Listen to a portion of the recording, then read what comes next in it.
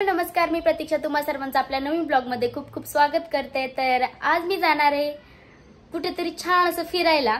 तर त्यातला एक आहे, म्हणजे दुसरा मी सांगत नाहीये, तर तुम्ही गेस करा किंवा त्यासाठी तुम्हाला पूर्ण ब्लॉग बघावा लागेल। आणि दुसरा आहे आपली लोणावळ्याची कार्ला देवी म्हणजेच एकविरा आई। तर तिकडे मी जाणार आहे आणि का चालली आहे मी त्या देवीला पण त्यासाठी पण एक खूप मोठं रिझन आहे। तर ते सुद्धा मी तुम्हाला सांगणार आहे। त्यासाठी ब्लॉग पूर्ण बघा किंवा पुढे जा, जिथे देवीचं दर्शन होईल तिथे मी सांगणार आहे। जेव्हा दर्शन झाल्यानंतर मी सांगेल की मी का आली, कारण मी ह्याच्या अगोदर मला वाटतं 8 महिन्यापूर्वी गेलो होतो आपण। तर 8 महिन्यापूर्वी गेली होती। तर त्याच्यानंतर ना आता मी चालली आहे। तर का जाते ते नक्की बघा आणि दुसरं स्पेशल ठिकाण कुठलं आहे तर ते सुद्धा नक्की बघा। आणि आता जाताना पहिले एकविरा आईला जाणार आहे, सो मला छान असं रेडी व्हायचंय। तर त्यासाठी मी दाखवते मी मला काय काय काढलं। तर त्यासाठी मी ही छान अशी गडवाल साडी आहे, नेसायलाही सोपी, एकदम चापून चोपून बसेल अशी आणि दिसायलाही सुंदर आहे। त्याच्यावर हा हार काढलाय आणि यातल्या ज्या मॅचिंग होतील बँगल्स त्या आय थिंक ह्या होतील तर त्या। तर असं मी काढलंय, आता मी रेडी होते। सो तर आता मी रेडी झाली आहे, असं सगळं वेअर केलंय। कशी दिसते कमेंट करून नक्की सांगा। आणि आता आली वेळ निघायची, कारण भरपूर वेळ झालाय। सकाळी आम्हाला 9ला निघायचं होतं, तर आता दुपारचे 1 वाजलेत आणि पावसाचं सुद्धा वातावरण झालंय। तर आता मी निघतीये, मी वरती होते तोपर्यंत माझं पार्सल आलं तर कुणाला घेतलं। तर आपल्याला पार्किंग नसल्यामुळे खूप लांब गाडी उभी करावी लागते। तर इकडे गाडी उभी केली आहे, पाऊस आलाय तर मी पटकन गाडीत बसते। तर आम्ही आता इकडनं निघालोय आणि कुणाला माझ्यासाठी कॅडबरी आणली, खूप दिवसांनंतर आणली आहे। तसं तर मीच कधी कधी त्याला घेत असते, पण तो विसरून जातो, त्याला असं लक्षात देत नाही काय काय करायचं। त्याला काय माहिती 2-3 दिवस जरा मी भांडले होते ना, तर त्याचं कॅडबरी आणली। ठीक आहे। आणि मी कार्ला देवीला पोहोचली होती आणि सगळ्यात पहिले गेल्या गेल्या पायथ्याला कार्ला देवीचं मंदिर लागतं, तर तिथे मला दर्शन घ्यायचं होतं। पण आता नवरात्री येते, सो तिथे भरपूरसं काम चालू होतं। मग मी तसंच दर्शन घेतलं आणि वरती गड चढायला लागली। 5 नाही चालली, मग 1 स्टेप चढली आहे, म्हणजे खूप वरती जायचंय ना त्यातला। ते वरती तिथे जायचं आपल्याला। म्हणजे ते पण खूप फिरून फिरून जायचंय, तर त्यातलं मी इतकं चढून आली। पुढे पुढे ना इकडे, आणि त्याच्यात मी एवढी दमली आहे, मी काय कामाची नाहीये। मागच्या वेळी पण मी साडी घालून आलेली, त्यावेळी पण खूप जास्त दमलेली, पण ह्यावेळी थोडीशी कम्फर्टेबल आहे।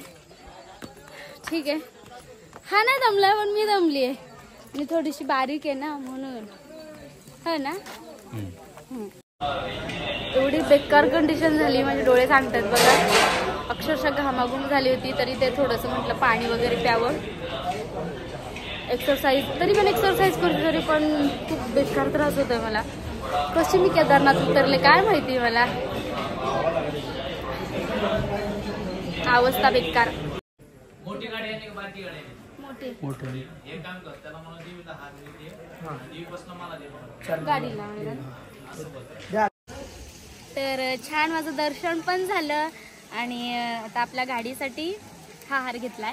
तर मी असं बोलली होती देवीला, सॉरी मी मागाशी चुकीचं बोलली की नवस केला होता, तर नवस नव्हता, इच्छा मागितली होती मी देवीकडे। तर ती देवीने माझी पूर्ण केली। तर अशी मागितली होती की मी नेक्स्ट टाइम जेव्हा पण येईल तर त्यावेळेस मी माझी गाडी, माझीच गाडी, माझ्या स्वतःच्या कमाईचीच घेऊन येईल। तर मला असा आशीर्वाद दे। तर खूप जास्त पण महिने नाही झाले, किती महिने झाले असतील, 4 महिने कशाला इथे देवीला येऊन? नाही, 6-7 महिने झाले।